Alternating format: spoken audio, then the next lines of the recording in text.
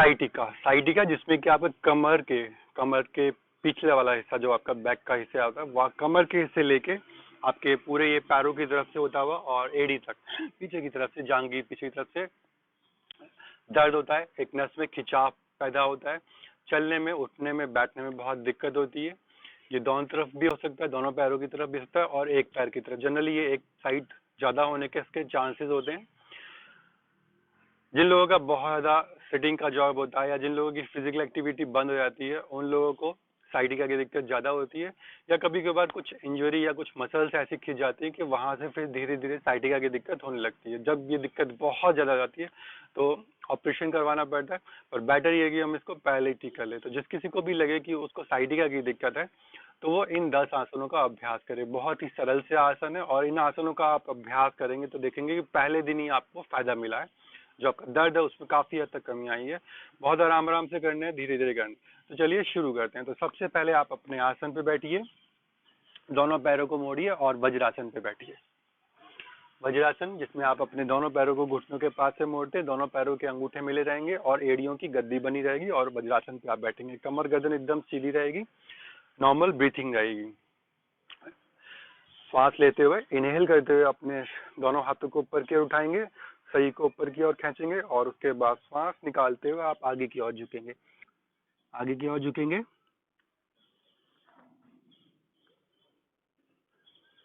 कुछ देर इसी पोजीशन पर रुकेंगे।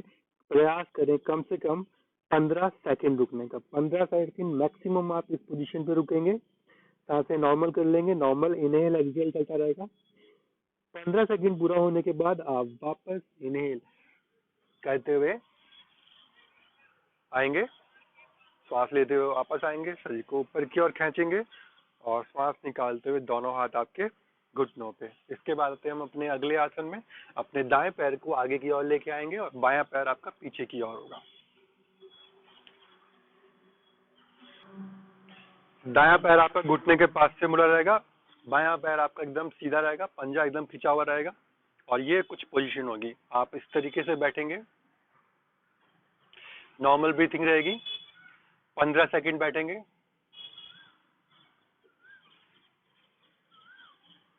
समय पूरा होने के बाद आप वापस आएंगे, अपने दोनों पैरों को पीछे करेंगे और अब आप अपने बाएं पैर को आगे की ओर ले आएंगे।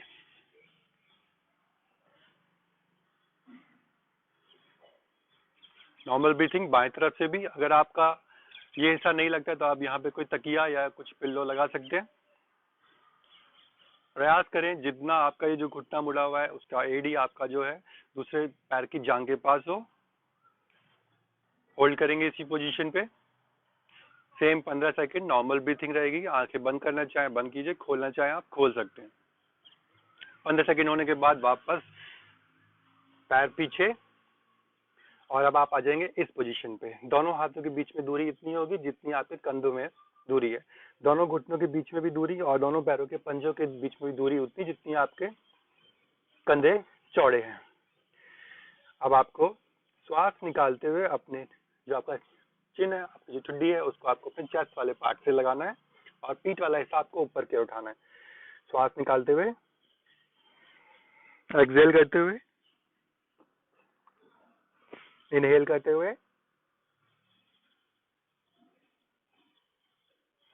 15 सेकंड के लिए आप रुकेंगे इसी पोजीशन पे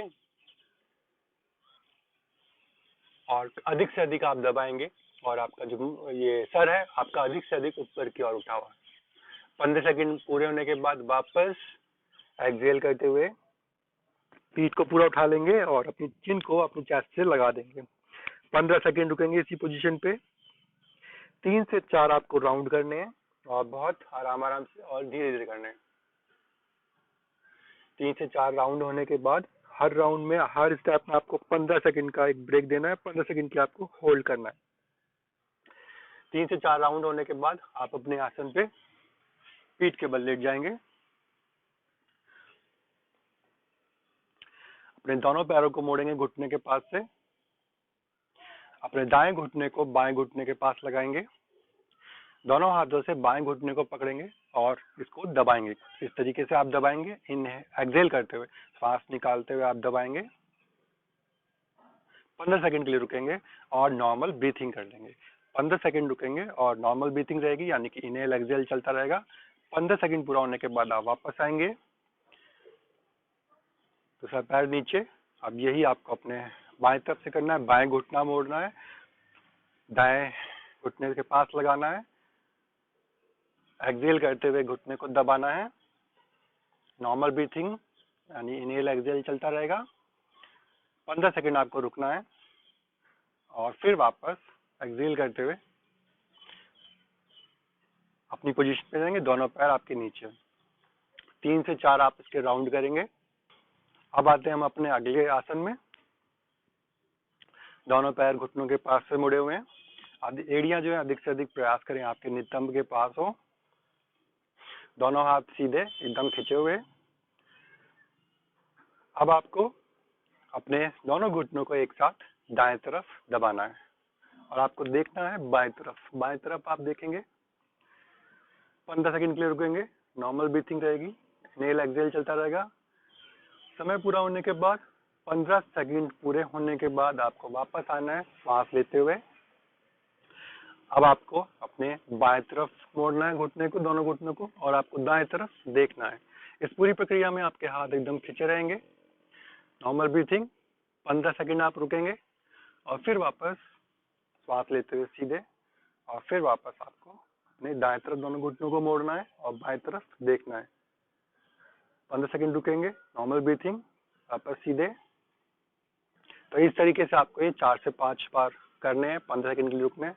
अब इसी में आपको अपना दूसरा करना है, दोनों घुटनों के बीच में आप गैर कर लेंगे, यानी कि जो पहले पास पास थे अब ये दूर दूर कर लेंगे। हाथ दोनों खुले रहेंगे। सेम यही अब आपको वापस मोड़ना है।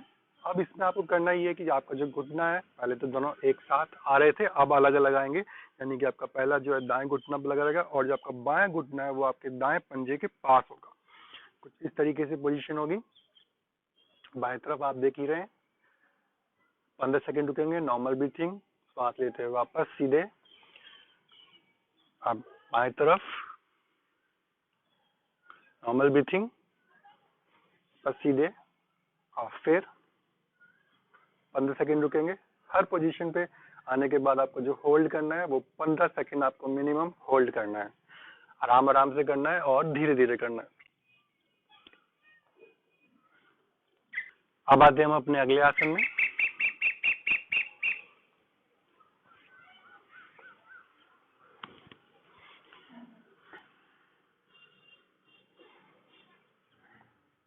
अपने आसन पे कुछ इस तरीके से बैठिए, दोनों हाथों के बीच में गैप, सेम जैसे आपको मैंने पहले बताया था।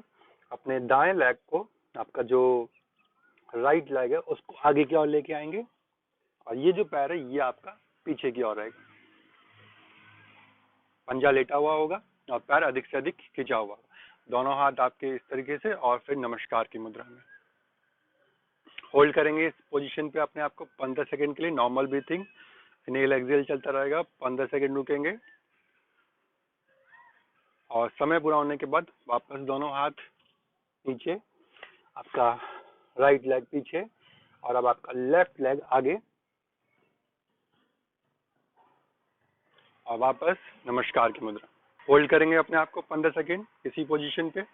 देख लीजिए, ये आपका जो घुटना है ये इस तरीके से एकदम, और यहाँ पे आपने मुड़ा हुआ है, पीछे का घुटना आसन से लगा हुआ है और पीछे का जो पंजा है वो एकदम खिंचा हुआ है।